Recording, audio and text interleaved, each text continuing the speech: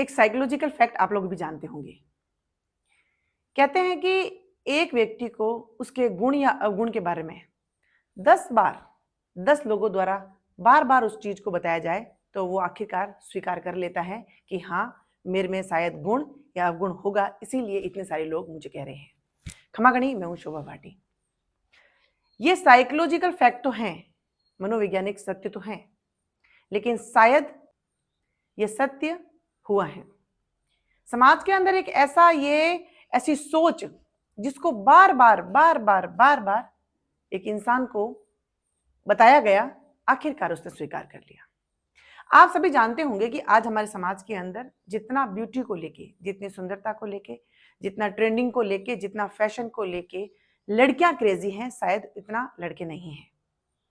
लेकिन हर किसी को यही लगता है कि ये तो लड़की है इसलिए इसका सुंदर होना जरूरी है, ये लड़की है इसलिए इसका सज संवर कर रहना जरूरी है, ये लड़की है इसलिए उसका पतला होना जरूरी है, ये लड़की है इसलिए इसका गोरा होना जरूरी है। लेकिन शायद ये खूबियां लड़कों के लिए इतनी बाउंड नहीं की गई। ये किसने की? किसने की? हम लोग तो स्वतंत्र भारत में पैदा हुए हैं, हमने कहां से सुनी? अदर कंट्री के लोगों का इतना तो हमारे ऊपर प्रभाव भी नहीं था। यानी ये सभी हिदायतें हमें अपनों से मिली हैं। एक जितने भी लोग पढ़े लिखे हैं, जितने भी लोग थोड़ा सा नॉलेज गेन करते हैं, उन सब से मैं एक बात बताना चाहूंगी या पूछना चाहूंगी। हम जैसा कि हम सभी जानते हैं, पूरे इस विश्व के अंदर अगर कोई एक अमानवीय कोई सोच थी तो वो थी अपार्थाइड। आप सब जानते होंगे अपार्थाइड के बारे में। साउथ अफ्रीका के अंदर काले गोरों का भेद जो हुआ करता था, यानी जो चमड़ी से गोरा है उसको सभी प्रकार की सुख सुविधाएं या फिर सभी प्रकार के अधिकार उसको प्राप्त थे, लेकिन जो चमड़ी से काला या गेहुआ हो जाता था उसको ये अधिकार प्राप्त नहीं थे या उसका जीना दुश्वार कर दिया जाता था। इसके लिए बहुत बड़ी जो है जंग लड़ी गई और आप जानते हैं कि बहुत लंबे अरसे में बहुत सारे लोगों ने इसकी लड़ाई लड़ते लड़ते अपनी जान भी गंवा दी।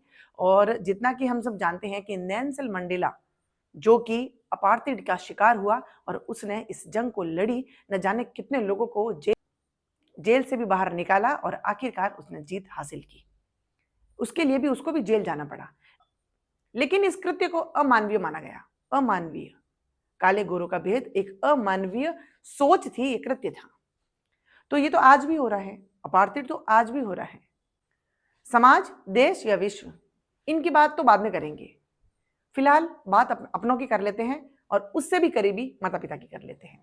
आज भी किसी भी घर के अंदर अगर बेटी सांवली या काली पैदा हो जाए तो मानो जिंदगी भर का एक कोई ऐसा बोझ उनके सिर के ऊपर रख दिया, न जाने वो कब और कैसे उतरेगा। आप लोगों की भी सोच है ऐसे।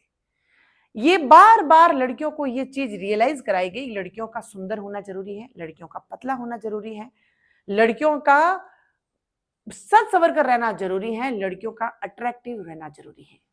ये चीजें बार बार दोहराई गई, बार बार और सुन सुन के आखिरकार ये सत्य हुआ और हर लड़की ने इस चीज को एक्सेप्ट कर लिया कि चाहे मेरे अंदर नॉलेज हो या नहीं हो, चाहे मेरे अंदर फ्यूचर की टेंशन मुझे हो या नहीं हो, चाहे मैं अवेयर हूं या नहीं हूं, लेकिन मेरा सुंदर दिखना बहुत जरूरी है, क्योंकि मुझे ये समाज तभी अपनाएगा जब मैं अट्रैक्टिव रहूंगी या ब्यूटीफुल रहूंगी। तो जब अब लड़कियां सब कुछ छोड़ के, अपने माता पिता की परवाह छोड़ के, अपनी पढ़ाई को छोड़ के, अपने भविष्य की चिंता किए बिना जब वो ब्यूटी के पीछे, ट्रेंडिंग फैशन के पीछे लग पड़ी हैं, तो अब शायद आप लोगों को ये चीजें गवारा नहीं है या फिर एक्सेप्ट नहीं हो रही।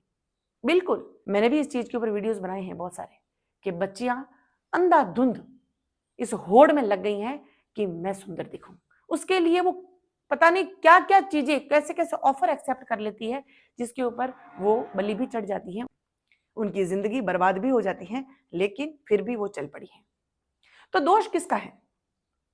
हम लोगों ने ये रियलाइज कराया लड़कियों को कि आपका सुंदर दिखना जरूरी है। लोग क्यों? माता पिता ने रियलाइज करवाया। बेटी थोड़ी सी मोटी हो जाती है तो उनको चिंता हो जाती है, लेकिन लड़कों को लेकर चिंता आप लोगों को नहीं है।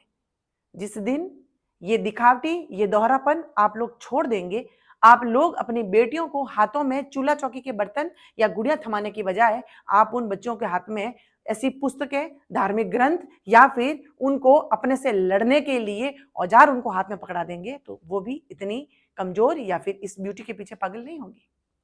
बचपन से आप लोगों ने उनके नॉलेज को अगर इतना एडमायर किया होता, अप्रिशिएट किया होता, तो शायद लड़कियां इन चीजों की इतनी शिकार नहीं होती या फिर इन ट्रेंडिंग फैशन के लिए इतनी पागलपंती नहीं दिखाती। लेकिन दोष अपना हमारा है, दोष उन सभी लोगों का है जो आज भी अपार्थाइड करते हैं, आज भी काले और गोरे के अंदर भेद करते हैं। आज भी उनको ये रियलाइज कराया जाता है कि आपका सुंदर दिखना जरूरी है, उसके पीछे चाहे लाखों का ट्रीटमेंट करवाना पड़े तो करेंगे, लेकिन बेटी का सुंदर दिखना जरूरी है। क्योंकि आपको भी तो ये पता है, क्योंकि आगे वाला जो लड़का है उसको नुमाइश पसंद आएगी और वो जब देखेगा सुंदर होगी तभी तो वो शादी करेगा। आपके लिए शायद उसके लिए नॉलेज, आपके लिए उसके लिए शायद एजुकेशन, आपके लिए उसका टैलेंटेड होना, आपके लिए उसकी स्किल्स मायने नहीं रखती उसकी ब्यूटी के आगे। इसीलिए आज की हर बच्ची ने एक्सेप्ट कर लिया है और इस चीज को समझ लिया है कि हमारा सिर्फ सुंदर दिखना जरूरी है, चाहे हमें कुछ आए ना आए। तो अब आप लोगों को बुरा क्यों लग रहा है? मैंने आपको स्टार्टिंग से बताया कि एक साइकोलॉजिकल फैक्ट है कि किसी चीज को बार बार अगर चीज को दोहराया जाए तो अगला व्यक्ति को स्वीकार कर लेता है। एक नॉर्मल व्यक्ति को अगर आप बार बार कहोगे तो पागल है इसलिए ऐसा कर रहा है, तू पागल है, और अगर 10 टाइम्स उसको सुनने को ये कंटिन्यूसली मिल गया तो आखिरकार वो उस चीज को एक्सेप्ट कर लेता है कि मे भी कि मेरे अंदर कुछ ऐसे लक्षण हैं जिसकी वजह से लोगों को मैं पागल लगता हूं। तो ये तो कई वर्षों से आ रही हैं, ये तो अब खून में हो गई, डीएनए में हो गई है बच्चों के कि हम लोगों का सुंदर दिखना कितना जरूरी है, हम लोगों का स्लिम ट्रिम होना कितना जरूरी है, हम लोगों को कुछ आए ना आए जरूरी है, लेकिन हम अट्रैक्टिव पॉइंट जरूर बने ताकि लोग हमें मुड़ के देखें या फिर हमारी शादी के अंदर कोई रुकावट ना आए। आज से शुरुआत करिए। घर में बेटी जन्मी है, डजंट मैटर गोरी है, काली है, पतली है, मोटी है, छोटी है, लंबी है, डजंट मैटर, वो टैलेंटेड है, उसको टैलेंटेड बनाइए। और टैलेंट के आगे अच्छे अच्छे झुक जाते हैं, अच्छी अच्छी ब्यूटी फीकी पड़ जाती है जब टैलेंट सामने आता है। आज हमारे देश के राष्ट्रपति को आप सभी जानते होंगे, देखते होंगे, वो बिल्कुल पतले नहीं है, उन्होंने अपना बिल्कुल स्लिम ट्रिम नहीं है, वो बिल्कुल फेयर भी नहीं है, वो देश के राष्ट्रपति हैं। लोग सैल्यूट करते हैं उनको, जब वो खड़ी हो जाती हैं तो पूरी दुनिया खड़ी हो जाती है, सैल्यूट करती है उनको, बिकॉज शी डिजर्व इट। इसीलिए ये चीजें दिमाग से निकालिए। आज अगर बच्चियां इन चीजों की शिकार हो रही हैं तो इसके लिए ये समाज, ये देश उतना ही दोषी है जितने कि गैर दोषी थे। आज हम उतने ही दोषी हैं, आज भी वक्त है।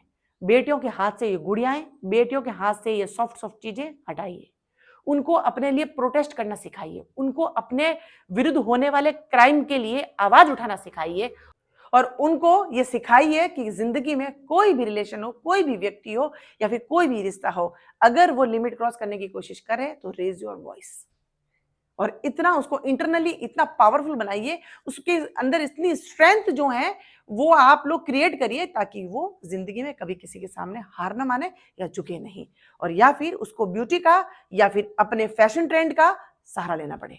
उसको इन चीजों को सहारा लेने की जरूरत नहीं है, क्योंकि उसका ज्ञान, उसका नॉलेज, उसका एजुकेशन एक ऐसा हथियार बनेगा जिससे वो हर लड़ाई लड़ सकती है और हर व्यक्ति से जीत सकती है।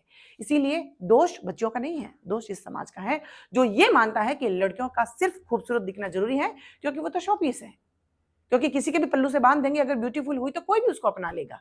क्यों अपना लेगा? वो कोई दान देने जैसी चीज थोड़ी है। बेटियां दान में, ये दान नहीं है, दान के अंदर सिर्फ गोत्र दान होता है, बेटियां दान में नहीं दी जाती हैं। इस आप संस्कार को अच्छे से जब पढ़ेंगे तब आपको समझ में आएगा कि कन्यादान का मतलब होता है कि जिस कुल में बेटी जन्मी होती है, वो जो उसके पीछे गोत्र लगती है, अब वो दूसरे कुल में जा रही है, अब गोत्र वो लगेगी तो उस गोत्र का दान होता है। किसी की औकात नहीं होती है कि कोई एक बेटी का दान कर दे या फिर अपनी संतान का दान कर दे। कन्यादान का मतलब आप लोग समझिए और पढ़िए, उन चीजों को जानिए कि होता क्या है।